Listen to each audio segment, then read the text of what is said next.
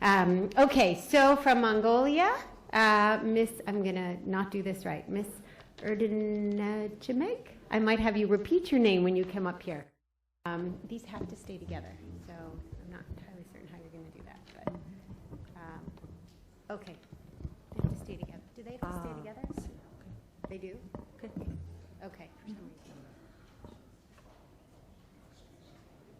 Okay, my name is Erdenechimeg. Representing a research organization that contracted by UNICEF to conduct this qualitative study in Mongolia. And I will present findings of the study in Mongolia schoolgirls' menstrual hygiene experience. This is a study conducted in a cold climate country. So first, I want to introduce a little bit about Mongolia. It's a landlocked country from Central Asia, located between two big nations, Russia and China. And we have very small population, only 3 million. We reached 3 million in 2015, but we have large territory, and it's one of the sparsely populated countries in the world. And the population is very young. Almost 30% of the population is children under 15 years old. So most children in school. And just 5 years ago, we were low-income country. Then this year, we become upper middle-income country due to mining sector development. But also, one MDG goal is not met, is access to safe water. So 27% of the population have no access to safe drinking water, and with large disparity between regions. Like in Western region, it's 65%. Because in the cold weather, we have a problem with access to water. In winter, most people melt ice to get drinking water. And as shown in the picture, we have a city, large urban city, and also in the rural area, there is more sparsely populated nomadic population. So it's connecting all these population through piped water is very difficult, almost not possible. So water is also a big problem. So in terms of Mongolia MHM study context, we have around 760 schools in 2014 school year, and over 500,000 children go into these schools. And most rural village schools have dormitories. And 80% of the dormitory children are from herders' family. And these children stay there up to 9 months, starting from September until end of May, the beginning of June. And because this extreme weather, cold weather, large percentage of education budget goes for heating budget. So although we spend quite a big percentage of GDP on education, but most of them goes for heating. And the water scarcity, as I mentioned, in rural school village, creates limited bathing opportunities for girls. Then in terms of wash, we, with UNICEF support, just improved this new standard for wash in schools and kindergartens. This has certain provisions specific for adults and girls. I need to say next slide if you want to, because they're looking. Sorry. So next Okay, slide. next slide, please. One more or that one? No, that one, yeah. This is much better than the previous standard, because previous standard was only for new school buildings. But this has include also rural school latrines standard, and also more quality requirement to support girls. Then every school has this residence nurse supporting also hygiene of the children at school. And although we had a dedicated subject until this year, menstruation was not really addressed in this curriculum. So in terms of this formative research, it's the first time bringing up this issue as a child right issue, because child right issue and education right is very widely, openly discussed within the education sector. So when we talk about MHM, education sector thinks it's somebody else's responsibility. So we link this, it's a good thing that we linked this to child right issue. And this was conducted by local research called Center for Social Work Excellence, and following the ethical clearance from National University of Mongolia. And yeah, next slide, please. No, sorry. One more? One. Yes. Yeah, research methodology. Just previous slide. Previous slide. Yeah. So research objective was to explore MHM experience of schoolgirls. One more, one back. One back. Yeah. Okay, thank you. In different contexts, we want to compare urban versus rural and dormitory girls versus day school, and also we want to compare cross regions. We have 4 regions as shown in the map there. Then we included the representative from 4 regions and also capital city, very urban. And we sampled 11 schools, including 3 capital city schools, but these 3 schools also representing urban city center school and suburban and remote pre-urban schools. And from 4 different regions, we selected 4 provincial capital town schools and also 4 rural village schools. And our participants were dormitory girls and day school girls, and urban and rural. And we also want to get some early experience, compare between girls' early experience, 10 to 13 years old, and also 14 and above. So we divided our participants into by age group. And also boys, teachers, mothers, and school staff were interviewed. Next slide, please. So in terms of instruments we used, we had these in-depth focus group discussions and key informant interviews. Total 125 activities were conducted in a countrywide. So these are the participants. Girls were 22 IDA with girls with 2 age group, and the 22 focus group with girls again in 2 age group, and 12 girls' personal stories collected. And also we engaged boys and the mothers, teachers through focus group, and also key informant interviews, school staff and janitors. So these, currently we're doing analysis, not the final result, so we're just presenting preliminary findings. So first is that there is large disparity in the quality of wash facilities for urban and rural schools. Oh, next slide.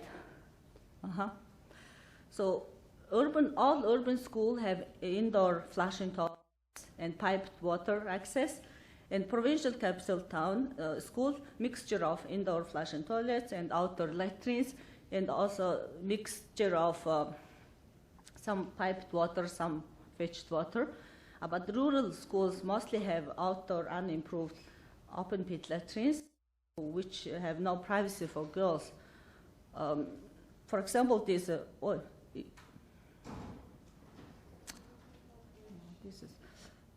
okay, next slide, please. Yeah, for example, this photo in front shows that this for both girls and boys. So from one side it's boys, other side for girls. So there is no door, no light, is really no privacy for girls. And the next slide, please. Then all schools, we observed that access to toilet was problematic because in urban area, really crowded, because urban schools study in 3 shifts, and there's 1 toilet per 140 children. But this just doing arithmetic calculation, but in reality, there's 1 toilet usually kept for teachers. So it means less for students. And also, due to short break time between classes, girls not able to use toilet because there is no regulation that girls should go toilet during break. Or then also poor quality of wash facilities hinders girls to change or use this toilet as often. Then most girls do not bring napkin to school because boys tease them if they find napkin in their bag. So this is really reported in all schools. And then we also compare dormitory schoolgirls against the day school. And dormitory girls, they don't have this traditional support system from mothers and sisters, which usually other girls have. And they don't always have money to buy napkin, because most girls now use commercial pad and don't have access to shower regularly due to low access of water. And they face difficulty in winter time when it gets dark earlier. 6 p.m. it's dark, so until 9 it's dark. So they have real problem in winter, in dark, very cold and slippery and heavy clothes to go toilet and change. Next slide, please. Yeah, I just showed here some voice stories from girls. One girl says, I live in a dormitory. Here we don't have any bath house in the town, whole town. So I use wet tissue to clean myself. And when it's finished, I go to my relatives with my siblings, go bathing and cleaning. So you can imagine for children who don't have siblings nearby, it's more difficult.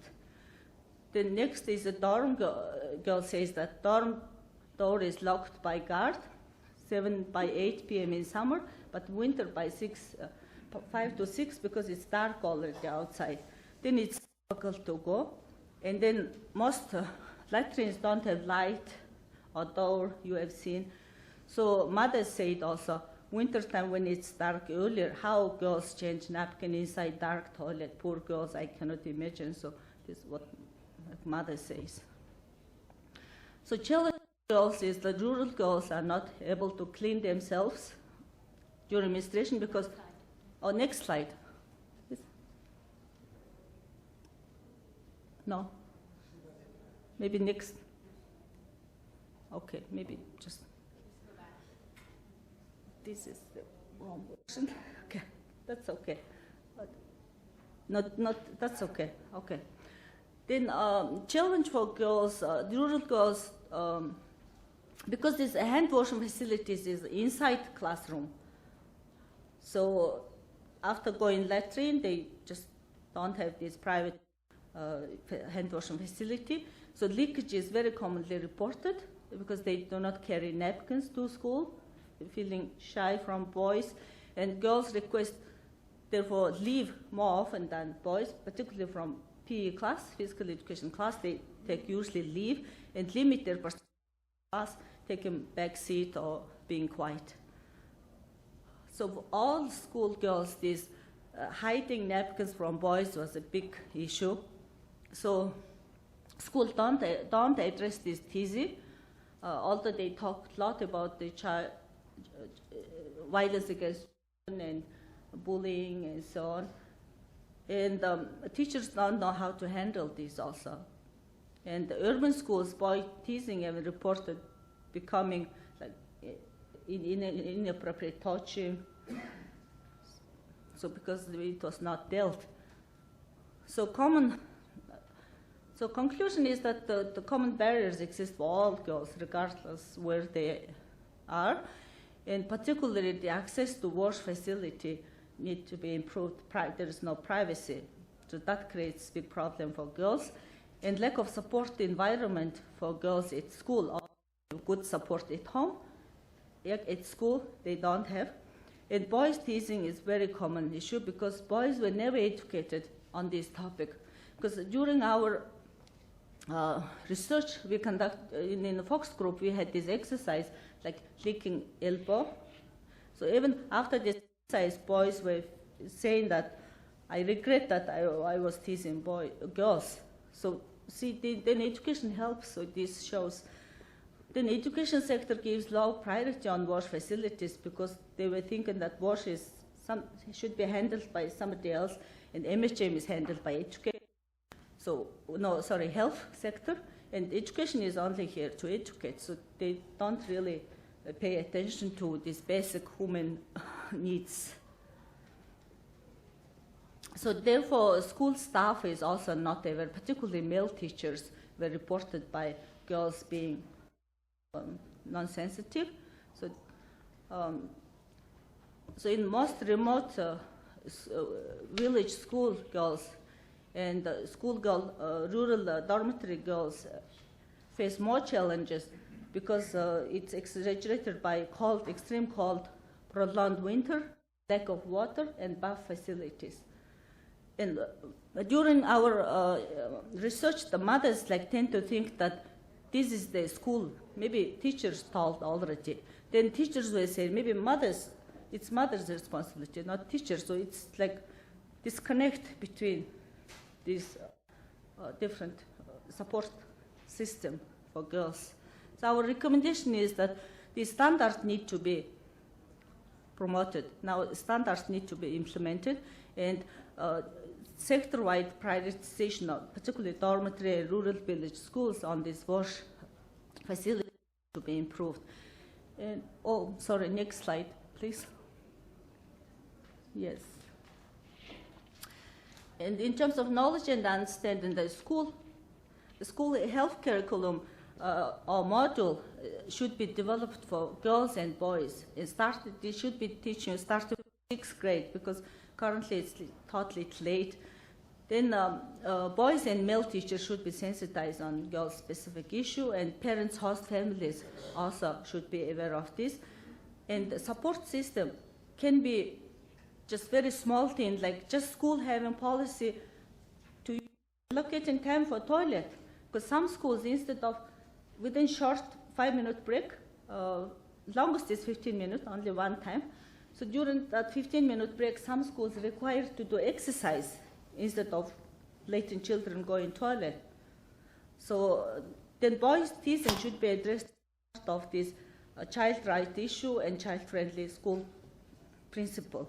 Then dormitory teachers and staff also should be educated on specific needs of girls.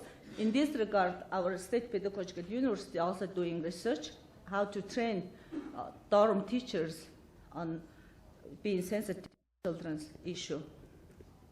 So next step is we will disseminate widely this research finding, and we will prepare recommendations for education sector and schools, and we will develop guideline materials for girls and other audiences. And further, we're planning to do this research in winter time because it's conducted in summer. Winter, we have 2/3 of the day dark. So next slide, please. Next. So imagine the change in napkins in dark and very cold, and in heavy clothes, and like in a slippery bathroom. Thank you for your attention. Great, thank you very much, and I would prefer not to imagine that. It just seems very uncomfortable. There was a number of comments on the chat. Let me just mention one or two. We only have about 4 minutes for questions. There was some questions around people thinking more around building bathrooms along with wash facilities. I think they may have meant bathing rooms and not necessarily bathrooms as we generally sort of talk about them here. There was interest to know about girls who go to school and what the challenges are that they face. And also some people wrote comments about teasing that happens by other girls for girls who have their periods, which is something I've certainly found in some countries as well. I think, is there one question from the room? Okay. Do you want to comment on any of that? Or should we? For that, Yeah. there was no report on teasing by girls each other, because even female teachers were very supportive, but this is not as part of school system. They just as a interpersonal support. Female teachers were supportive, but it's not systematized. It just depends on person.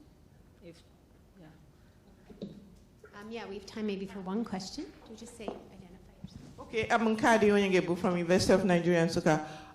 Thank you for that report. I would have loved to hear about the ratio of toilet from that of the student, toilet ratio in Mongolia so that I can compare it with what we have in Nigeria? Yeah. According to this new standard, is one toilet per 60 children. It's requirement, but in urban areas, 140 children using one toilet. Rural area, it's less, but if you really look quality, it's just open pit toilet, and some locked for parents' use. One question from Ina. Thank you very much for the presentation. I have one question. I mean, these are residential girls, but how are their practices at home?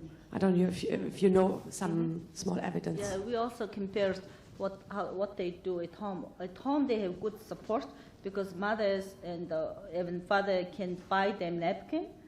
But the problem is they do not bring this napkin to school because feeling shy from boys. So the main big issue was boys teasing because boys just not aware of this is a Great. biological need. One more question, just remind the listeners who's speaking. I'm really glad that you mentioned kind of discussion around whose responsibilities among the mothers and the female teachers. I'm wondering, like, the intra-household dynamics is very, very important because that safety problem is not only an issue within a school environment, it's also an issue within the household. And that's my kind of first comment. And second one is the women themselves, the mothers themselves, managing their menstruation very comfortably in a hygienic and dignified way. Because if you take my country's experience, majority of the women are living in rural areas, and access to underwear and sanitary materials is also an issue for the mothers themselves. Thank you.